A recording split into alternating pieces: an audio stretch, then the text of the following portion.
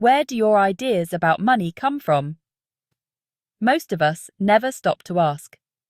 We inherit beliefs about money from family, culture, and early experiences, often without realizing it. These beliefs shape our money mindset, quietly guiding every financial decision. Understanding this invisible script is the first step to taking control. We can question old rules and write new ones that fit the lives we want today. This journey is about moving from unconscious habits to conscious choice, towards a healthier relationship with money. My first lesson about money came in a corner shop, staring at a glittery pink purse I desperately wanted. My mum said no, it was too expensive. That moment taught me about limits and disappointment. Money became a gatekeeper, and wanting things felt risky. This simple experience shaped my early beliefs. Money was serious, and there was never quite enough. Many of us have similar memories, small moments that quietly define our financial blueprint. These early stories stick with us, influencing how we see money for years to come. Family is our first money teacher, but the lessons are rarely spoken. I learned by watching my parents save, spend cautiously, and avoid risk. Money was private, almost taboo, a serious adult matter. School taught the mechanics, but not the meaning or emotions behind money. I entered adulthood responsible but anxious, seeing money as something to protect, not grow. These childhood echoes became my default settings, quietly shaping every financial decision. It took years to realize I could change them. For years, I thought my beliefs about money were just reality. Then, I met people who saw money as opportunity, not just something to guard. Books and conversations introduced me to the idea of a money mindset, something I could change. I realized my caution was holding me back, not just keeping me safe. My beliefs weren't facts, they were stories I could rewrite. I could honor my upbringing while letting go of limiting fears. For the first time, I felt hope and control over my financial future. My parents taught me to be careful with money. Every pound had a purpose. This discipline gave me a strong financial foundation and a healthy respect for saving. But constant caution also bred anxiety. Money felt like something to guard, not enjoy. Taking risks or spending on joy seemed irresponsible. My early money story was about safety, not growth. These lessons, born from love, became my default until I learned I could choose a new path. Changing my mindset meant moving from defense to possibility. The dinner table was for family time, but when it came to money, it was a place of powerful silence. My parents shielded us from financial stress, teaching us that money was private, handled by adults behind closed doors. Money doesn't grow on trees, they'd say, passing down simple truths about saving and hard work. But as the world changed, I realized the dinner table doctrine was just the beginning. I'll never forget my first pay packet. At 16, working in a cafe, that brown envelope felt like freedom, my own hard-earned money. But childhood lessons kicked in. Save, don't waste. Most went straight into savings. I allowed myself a small treat, but saving felt right. School taught me about rules and rewards, just like managing pocket money at home. I learned to budget a small, fixed allowance. Spending it all on sweets meant nothing left for comics. But the lessons stopped there. Manage what you're given, don't create more. It was a safe model, but it missed teaching how to grow or generate money.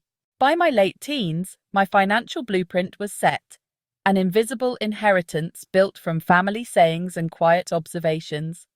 Hard work, saving, and avoiding debt were my financial common sense. I followed the rules, safe and responsible, but never questioned if there was more. My beliefs were a fence, protecting me but limiting my vision. Change began when I finally saw the fence and realized I could step beyond it. As I moved into my teenage years, my friends became a huge influence, introducing me to new ideas and ways of seeing the world. Their carefree approach to money was so different from my own cautious habits. I felt torn, wanting to join in, but always worrying about the cost. These friendships challenged my beliefs, showing me there were other ways to think about money and life. The media shaped my ideas about money, showing extremes, either fabulous wealth or heroic struggle. Real life, with its quiet responsibility, was rarely shown. Success meant material things: fast cars, designer bags, big houses. Advertising made me feel I needed more to be happy. The media's money script pulled me from simple lessons, making self-worth about what I owned. In today's world, social media fuels a culture of constant comparison. We see curated highlights of others' lives, luxury vacations, new cars, perfect families, while measuring our own reality against them. This creates pressure to keep up, often leading to emotional spending and financial stress. Escaping this trap means defining success by your own values, not filtered images on a screen. Another powerful story that our culture loves to tell is the myth of the overnight success.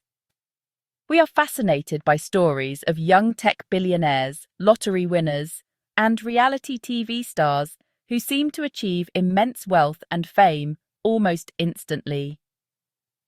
The media celebrates these tales, presenting them as an attainable dream. They focus on the glamorous outcome, but they rarely show the years of hard work, the countless failures, or the lucky breaks that were often involved.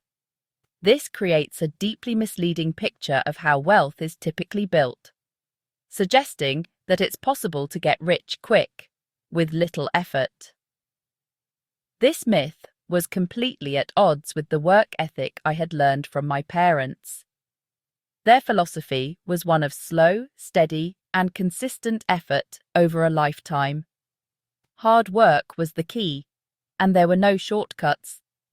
The idea of overnight success seemed to devalue this principle. It made the slow and steady path feel, well, slow and boring. Why should I diligently save small amounts of money each month when other people were seemingly becoming millionaires overnight? It made my own financial efforts feel insignificant and pointless by comparison. It was a tempting and dangerous fantasy. The problem with this myth is that it encourages risky behavior.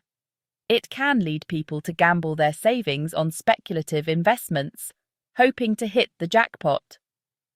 It can fuel the desire to get into risky business ventures without proper planning, believing that a brilliant idea is all that's needed. It fosters impatience and a dissatisfaction with the process of gradual wealth creation.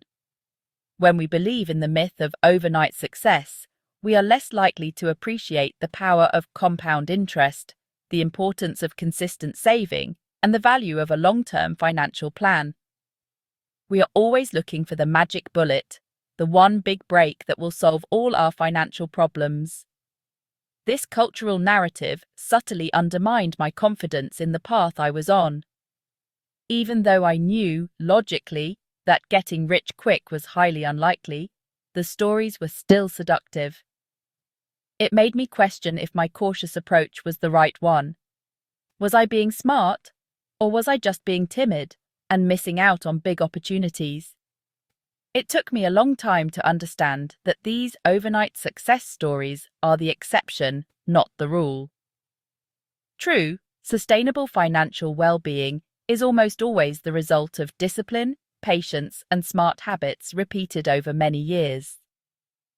Rejecting the myth of the quick fix is a crucial step in building a healthy and realistic money mindset. Just as the media sells us dreams of effortless wealth, it also bombards us with a constant stream of financial anxiety. The news is filled with stories about economic downturns, rising inflation, stock market crashes, and job insecurity. Every headline seems to scream about an impending crisis. While it is important to be informed about the state of the economy, this relentless focus on negative news can create a pervasive sense of fear and uncertainty. It feeds into the belief that the financial world is a dangerous and unpredictable place, and that disaster is always just around the corner, waiting to strike. This constant diet of financial doom and gloom resonated deeply with the cautious mindset I had inherited from my family. It confirmed my underlying belief that money was something to be worried about. The news reports became external validation for my internal anxiety. When I read about a potential recession, the voice in my head would say, "See? I told you we had to be careful." This made it very difficult to cultivate a mindset of abundance or optimism. I mean, how can you feel positive about your financial future when the world is constantly telling you that the system is fragile and on the verge of collapse? This absorption of the world's financial worries had a paralyzing effect. It made me even more risk-averse. The idea of investing, for example, seemed terrifying when the news was full of stories about people losing their life savings in a market crash. It felt safer to keep my money in a low-interest savings account, even though I knew, intellectually, that inflation was eroding its value. The fear of loss, amplified by the media, was far more powerful than the potential for growth. It kept me stuck in a defensive financial posture, always preparing for the worst-case scenario. This external anxiety became another layer on top of my own inherited beliefs. It was a powerful combination. My personal history taught me to be cautious, and the wider world seemed to confirm that caution was the only sane response.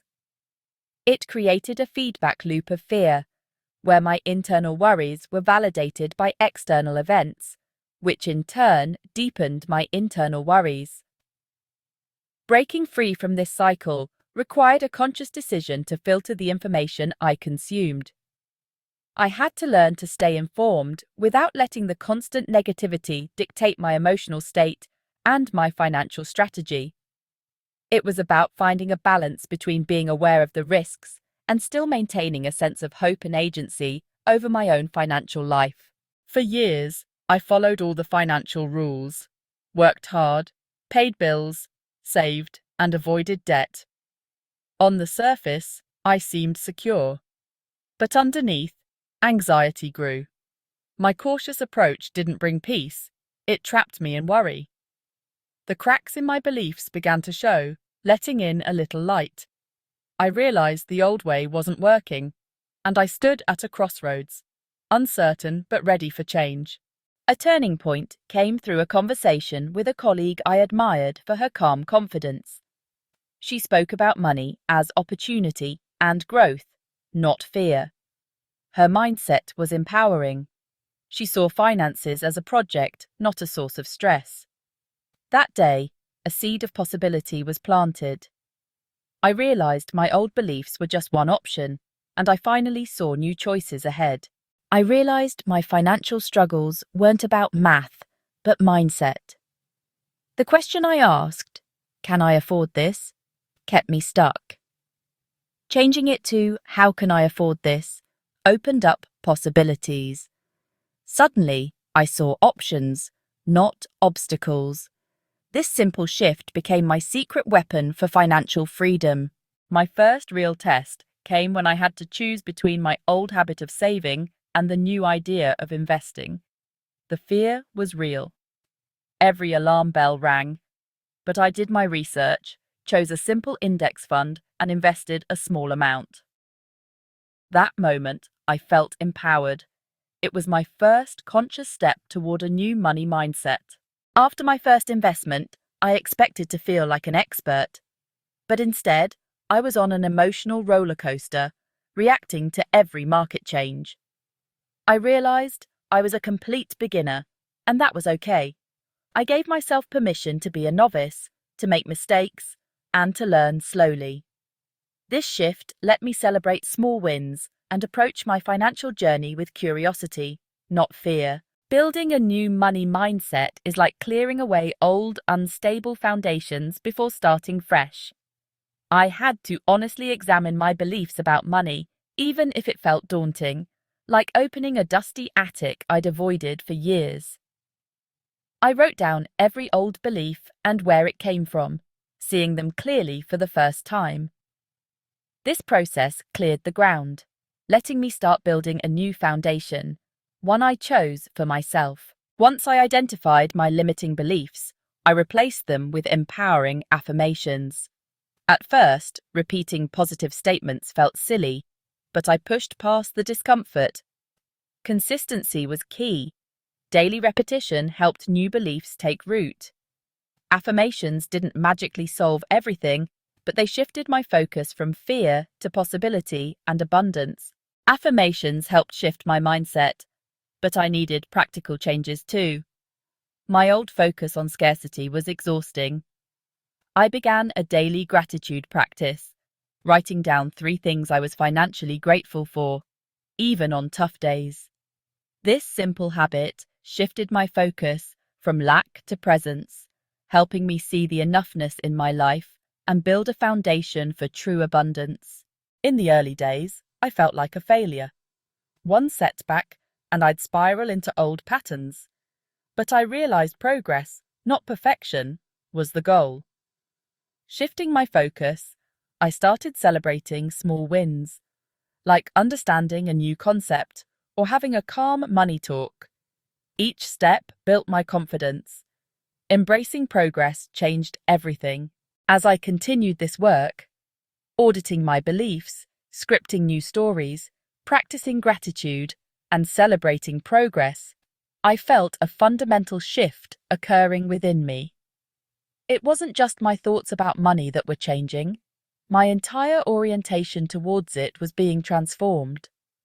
My old financial compass had always pointed towards one single direction: safety. Every decision was measured against the metric of whether it would make me safer or expose me to risk. This single-minded focus had kept me in a small, constricted place, driven by a constant fear of loss.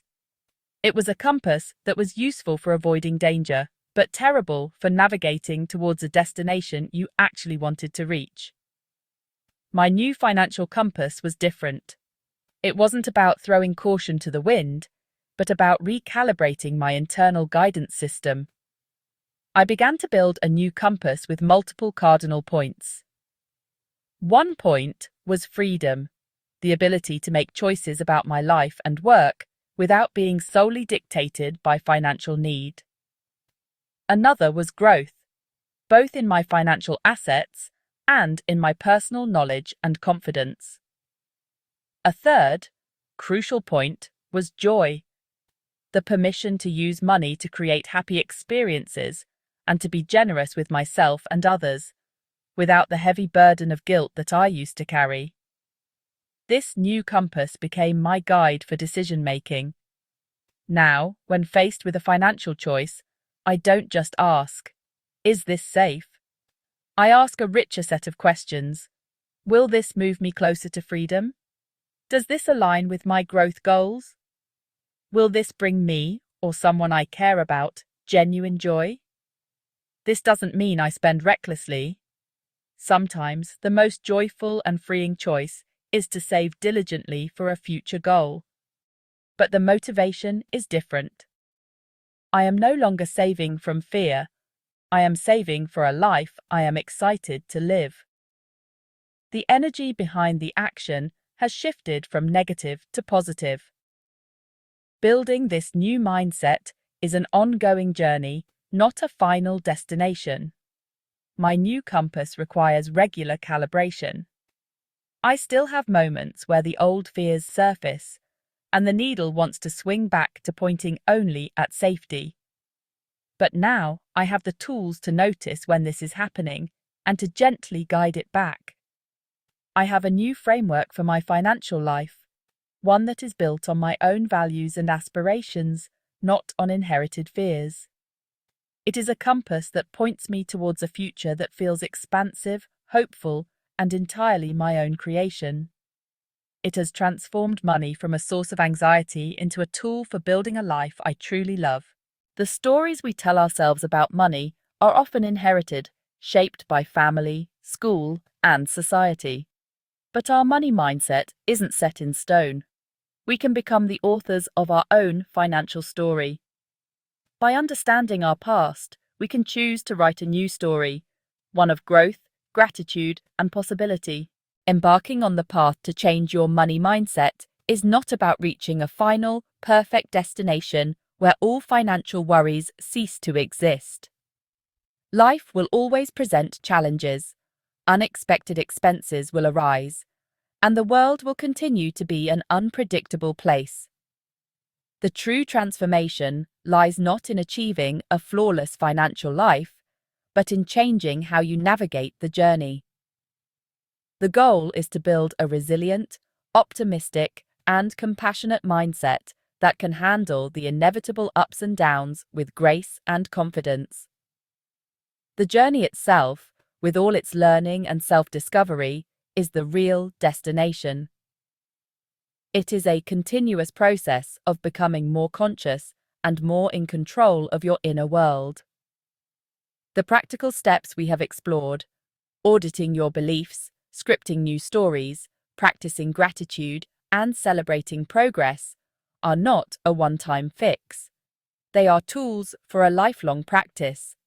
They are like exercises for your mind, which, like your muscles, need to be worked regularly to stay strong.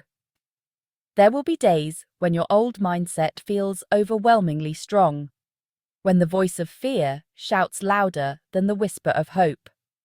On those days, the practice is simply to be kind to yourself, to notice the old pattern without judgment, and to gently guide your thoughts back to the new path you have chosen for yourself. This ongoing journey has brought more to my life than just a healthier bank balance or a better investment portfolio. It has brought a profound sense of inner peace. I no longer live with that constant, low-level hum of financial anxiety that used to be the soundtrack to my life. I have learned to separate my self-worth from my net worth. I have discovered a sense of agency and empowerment that extends far beyond my finances, influencing my career, my relationships, and my overall well-being. The process of taking control of my money mindset has, in effect, been a process of taking control of my own happiness and future. I encourage you to embrace this path not as a chore, but as an exciting adventure in self-discovery. Be curious, be patient, be compassionate with yourself. Every small step you take, every limiting belief you challenge, every moment you choose gratitude over fear is a victory. You are not just managing your money, you are reclaiming your power and investing in your own peace of mind. Remember that this is your journey, and you can walk it at your own pace. The most important thing is simply to keep moving forward, one conscious choice at a time, knowing that every step is leading you to a more empowered and peaceful place. Rewriting your money mindset gives you a hopeful future. I used to see finances with fear, but now I see possibility, a blank canvas to create the life I want. This hope is built on self-awareness and action, not wishful thinking. Your journey to financial well-being starts now. Believe you can change and step into your abundant future.